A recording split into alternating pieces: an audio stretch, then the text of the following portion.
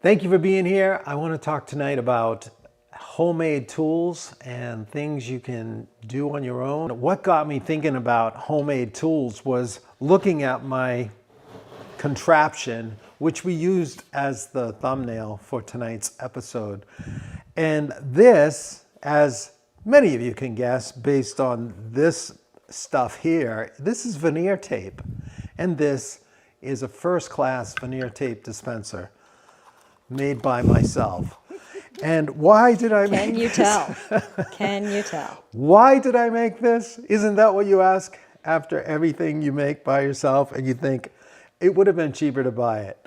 But this actually was not cheaper to buy because these veneer tape dispensers right now cost around $275 for a tape dispenser. But they do a very specific thing. And, you know, this one, would it cost $275? I don't know. It doesn't quite work perfectly. It's got a few little issues like everything we make ourselves. But think of the money I saved. But you know, you may not want to make a veneer dispenser like that. So I'm taking it to new heights. I'm buying things inexpensively, but making them into a veneer tape dispenser. Check this one out. This is actually a brown packing tape dispenser that you can get on Amazon for $27 delivered. And look, the brown packing tape would normally be here, but you can see already how I've modified this. Now, I took the screws out of this just to show you. Here's my veneer tape. I put a couple little wooden spacers in here, and I've got the perforated or the solid veneer tape right there. And this one is an upgrade from mine because it wets the tape last. I didn't do that. I was wetting the tape back here and then it was cutting. So it was always sticking to my cutter. All right, so I messed that up. But this is much improved. And what I had to do to make this even better was, you see, that silver part there, those are the teeth that cut the normal big brown tape. I modified it by epoxying a hacksaw blade to the other side, which makes it closer to the wheel, and the hacksaw blade cuts the tape much easier. Now I know, okay, I'll move on because most people aren't going to be into veneer tape like we are here, but we discovered some little things that tweak that and make it really great value for $27.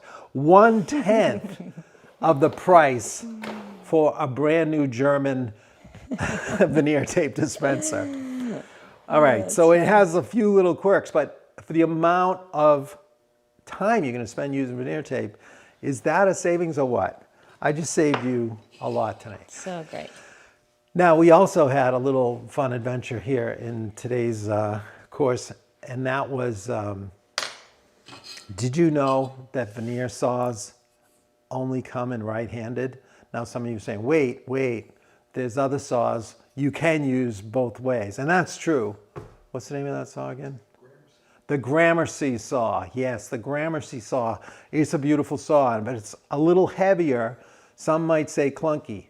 But this saw, this is like the Two Cherries saw. This is the kind of standard classic veneer saw that you see, and it's quite affordable.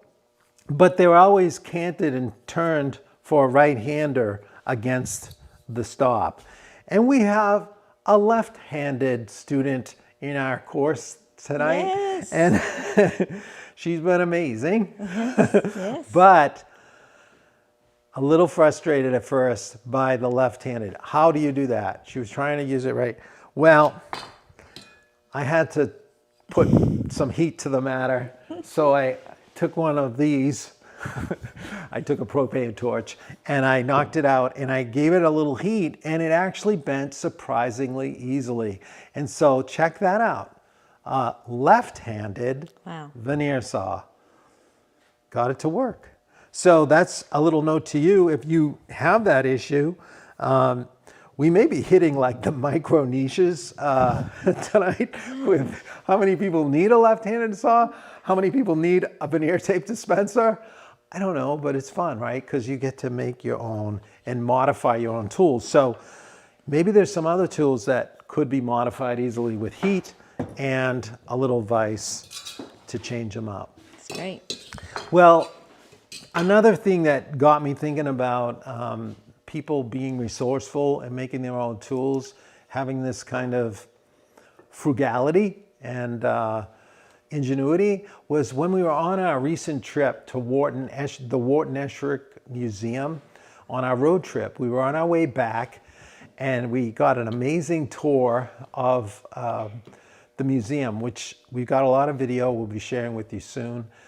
But we spotted in Wharton Esherick's museum, he was considered the Dean of American Craftsmen in the early to mid 1900s. But I spotted over there, I couldn't believe it. He has a bandsaw. Are you going to click to that? Sure. We have a little clip of this. You can check this out.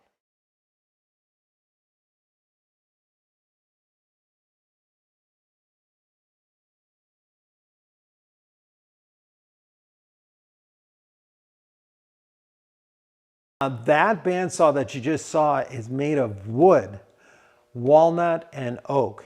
And you probably noticed the wheels are actually bicycle tires. How frugal is that? That bandsaw was made by Wharton Esherick's neighbor, John Schmidt, in 1927. And he used it for years making actual furniture. He's an amazing sculptural furniture maker. He's the Dean of American Craftsmen. So pretty cool to see that, and it made me smile when I saw it off to the side. I'm like, wow, he's either really creative or extremely cheap. And I know kind of both feelings when I've tried to have that idea, but and I have modified my own bandsaw and all that fun stuff. So a lot of you know that.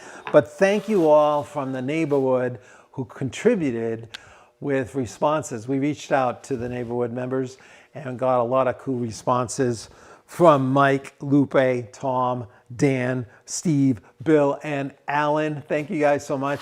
A lot of it was interesting to see the dust collectors and what was it, the jigs. There were a lot of jigs and tips and modifications you made to hoses and attachments. But it was really inspiring to see. And one of the things that Bill mentioned too was a very common, helpful shop aid, and that's making your own scratch stocks. We won't get into that tonight, but we were given a world-class demo of that from Garrett Hack at the last Epic weekend.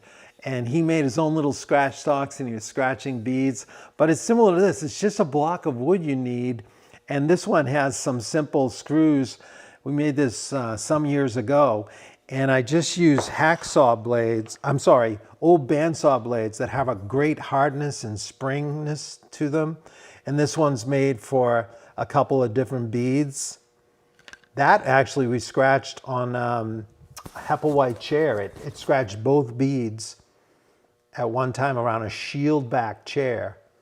These points are actually from the bandsaw. They do not work as a scratch stock.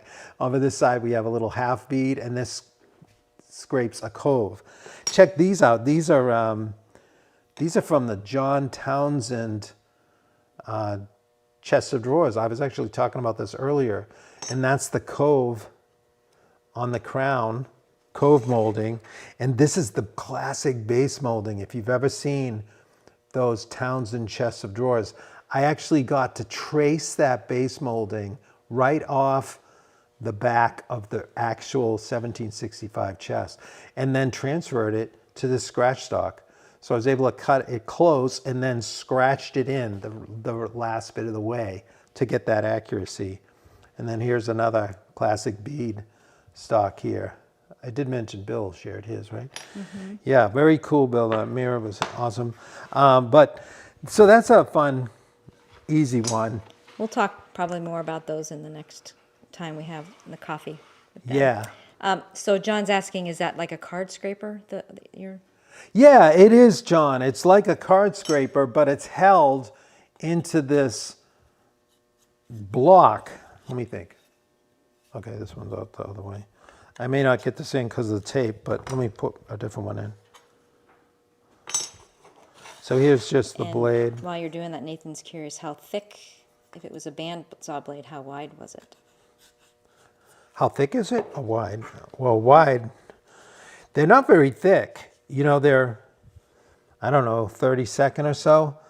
But this came from a big bandsaw blade. The steel is nice though. It's like spring steel, so it's easy to shape into the size you want. But it's captured in this block, and this is kind of the rub sock, so you can adjust the distance so that it's positioned and taking just the depth of cut you want. And sometimes I often will pre-shape partial of the bead I'm trying to create, so I'm not having to scratch the whole thing. And so when you're in something like this, you finish it off. You can do that, and that's what I did with this cove molding. We should mention that Garrett sells these. This is in reach out to his, him. but No, he sells a type that's very cool. Yeah, it's really Just a little block, nice. and I think he has his name stamped on it, right? Yeah, I don't. Yes, I'm getting nods from the gallery. Yes, that's true. All right. So it's GarrettHack.com, I think, is his website if you want to reach out to him. I don't know. He brought them to the Epic Weekend and was able Yeah, to I don't know sell if he some. sells them online or not, Yeah. but be interesting to see. Another thing, check this out. This is a hollowing tool that Robert Sorby sells for hollowing out the inside of hollow vessels in wood turning. There's a classic kind of little scraper that hooks right inside the opening, and you can turn a small like hollow vessel from the inside with that. Well, we used to have this guy came and taught a number of classes. Oh man, it was 15 years ago. And he was a younger guy, and he was frugal. And he had everybody in the class made their own hollowing tool out of Allen wrenches. Wow. So that's a big honking Allen wrench, ground with a little hook. And so is this, because the Allen wrench made the turn. So you could actually cut it off. And if you're a wood turner and you want all kinds of shapes, you can make your own hollowing chisel with an Allen wrench.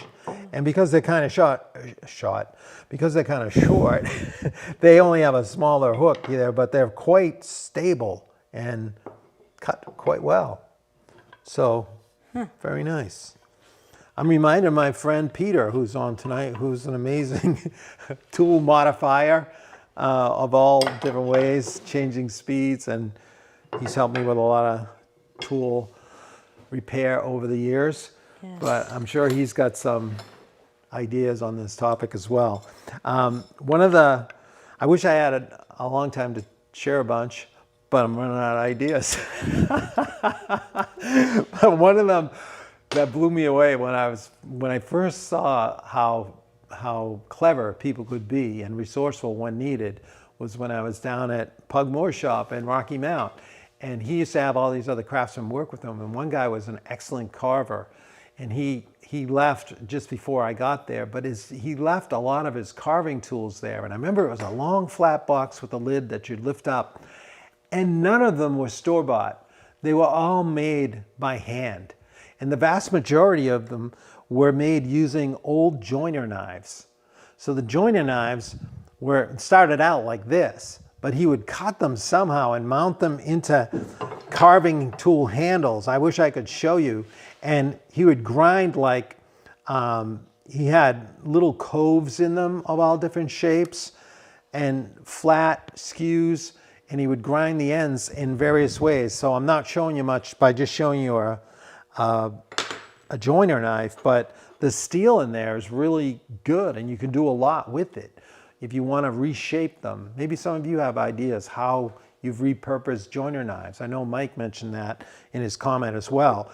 And also he mentioned files, and it made me think of this file that I modified. So just taking an old file, thin file, you can grind these because the steel is so good And this is a little 16th inch chisel that I made. So I forget exactly what I was working with, but maybe to carve into a groove or to help clean out a groove. So you can use these old files, repurpose them by just grinding into whatever shape you want. I'm not sure how you would make a gouge out of a flat jointed knife. Maybe some of you have an idea. Do you hammer it? You're not going to reheat it, but I remember the ones that I saw in that carving kit at Pugs were gently ground to soft radiuses of different types. And that guy could carve some ball and claw with those chisels. He had all kinds like that, and it was just amazing. So that's all I got tonight. Thank you all for hanging out with us. If you enjoy this content, please like, share, and subscribe. And also head on over to epicwoodworking.com and check out what we have to offer there. You can be in the neighborhood and get insider tips like these. And also find out about the different courses and online courses we have in various plans.